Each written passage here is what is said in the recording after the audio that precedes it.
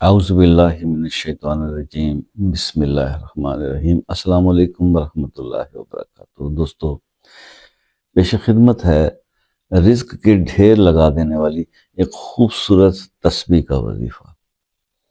ایک انتہائی خوبصورت تسبیح، میں اس لیے اس کو کہتا ہوں کہ سبحان اللہ، اس کے اندر، اس کے پہلے حصے کے اندر ہم اللہ کی حمد بیان کرتے ہیں، اور دوسرے حصے کے اندر اپنی عاجزی کہ اللہ سے معافی طلب کرتے ہیں۔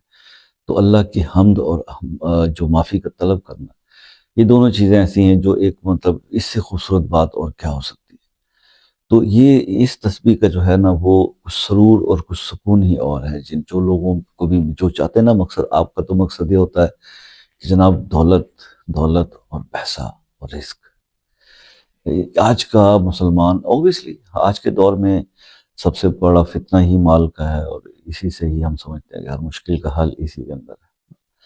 لیکن یہ اتنی اچھی چیز ہوتی تو اس کے جو اللہ کے جتنے نبی گزرے ہیں، ہم اپنے آخری نبی حضرت محمد صلی اللہ علیہ وسلم جس کی امت میں سے ہم ہیں، تو انہوں نے مال دولت کو تو کبھی پسند نہیں کیا۔ چاہتے تو کیا کچھ ان کی آل کے لیے اور ان کے لیے کیا نہیں ہو، زمین و آسمان کے خزانے تھے ان کے پاس، ایسی بات نہیں تھی، کبھی پسند نہیں کیا مال کو۔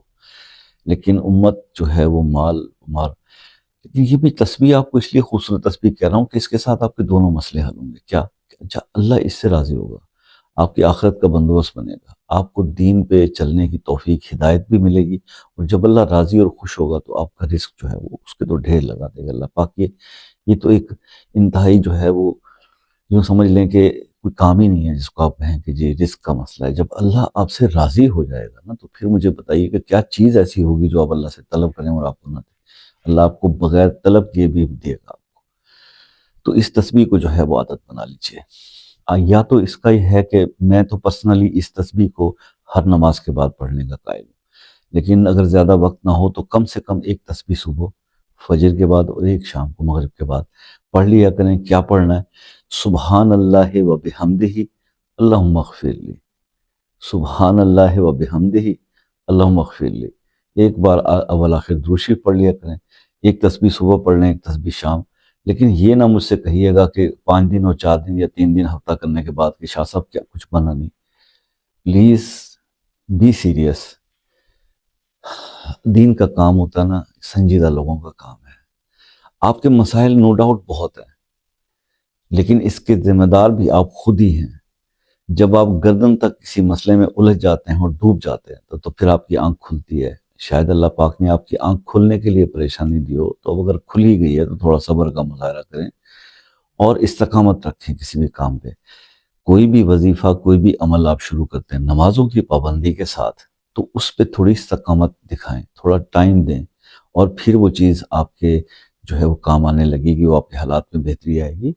یہ کیونکہ بات تو ہاں اللہ قبول کرنے والا ہے، اگر آپ کی سچائی، آپ کا مخلص پن بہت زیادہ ہوگا، خلوص زیادہ ہوگا، تو اللہ تعالیٰ تو ایک لمحے کے اندر بھی خوش ہو جاتے ہیں، ایک چھوٹی سی نیکی سے بھی خوش ہو جاتے ہیں۔ یعنی اگر آپ بغیر کسی ریاکاری کے دل کے خلوص کے ساتھ ایک کانٹا بھی راستے سے ہٹاتے ہیں اور وہ اللہ اس کو قبول کر لیتا تو زندگی بدل جاتی ہے میرے بھائی، ٹھیک ہے نا؟ تو ایک ہی لمحے کے اندر اللہ تعالیٰ نے گناہگاروں کو ولایتیں عطا کر دیں، اللہ کے ولی بن گئے، تو یہ ہو جاتا ہے۔ لیکن وہ ایسی کہ نیکی جو آپ کی پھر قبول ہو جائے، تو جتنی خلوص سے آپ کریں گے اتنا زیادہ آپ کی اس نفلی عبادت کو اللہ قبول کرے گا، لیکن فرائض کی ادائیگی کے بعد تو تھوڑا حوصلہ رکھا کریں، جلد بازی نہ کیا کریں۔ یہ تصویر بہت خوبصورت ہے، اسے اپنے ضرور زندگی کا حصہ بنائیں، اور باقی اگر 21 دن یا 41 دن کچھ دن تو اس کو آپ کر کے دیکھیں، تو پھر آپ کو انشاءاللہ محسوس ہوگا کہ واقعی رزق کے ڈھیر لگتے ہیں اس سے۔ اللہ تعالیٰ آپ سب کی مشکلوں کو آسان کرے جی۔ ویڈیو کو لائک کمنٹ ضرور کیجیے گا۔